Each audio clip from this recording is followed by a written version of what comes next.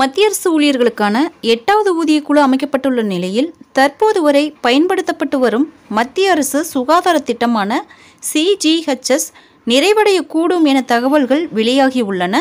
CGHS என்பது மத்திய அரசு ஊழியர்கள் மற்றும் ஓய்வூதியதாரர்கள் மருத்துவ சேவைகளுக்காக பயன்படுத்தும் ஒரே பிரதான திட்டமாகும்.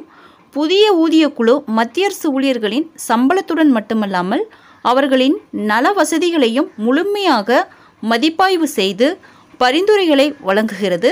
அந்த வகையில் கடந்த சில ஊதிய குழுக்கள் CGHSக்கு மாற்றாக புதிய திட்டத்தை உருவாக்க வேண்டும் என்று பரிந்துரைத்தன. இப்போது மத்திய அரசு ஊழியர்கள் மற்றும் ஓய்வூதியதாரர்கள் சுகாதார காப்பீடு திட்டம் CGEBHIS என புதிய திட்டம் ஒன்றை சுகாதார அமைச்சகம் பரிசீலித்து வருகிறது என ஃபைனான்சியல் எக்ஸ்பிரஸ் வெளியிட்ட செய்தி குறிப்பிடுகிறது. இந்த திட்டம் CGHSக்கு மாற்றாக காப்பீடு அடிப்படையில் கொண்டு வரப்படும் என கூறப்படுகிறது. CGHS திட்டத்திற்கு பல இடங்களில் போதிய வசதிகள் இல்லை என்பதையும் அதன் பயன்பாடுகள் எல்லா ஊழியர்களுக்கும் எளிதாக கிடைக்கவில்லை என்பதையும் அடிப்படையாக கொண்டு இந்த மாற்றம் பரிந்துரைக்கப்படுகிறது.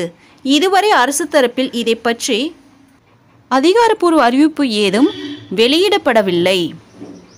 இருப்பினும் இந்த மாற்றம் நடைமுறைக்கு வந்தால் மத்திய அரசு ஊழியர்கள் மற்றும் ஓய்வூதியதாரர்களின் ஃப்ரெண்ட்ஸ், இந்த தகவல் உங்களுக்கு யூஸ்ஃபுல்லாக இருந்தால் என்னோட சேனலை சப்ஸ்கிரைப் பண்ணுங்கள், லைக் பண்ணுங்கள், மற்ற நண்பர்களுக்கும் இந்த வீடியோவை ஷேர் பண்ணுங்கள்.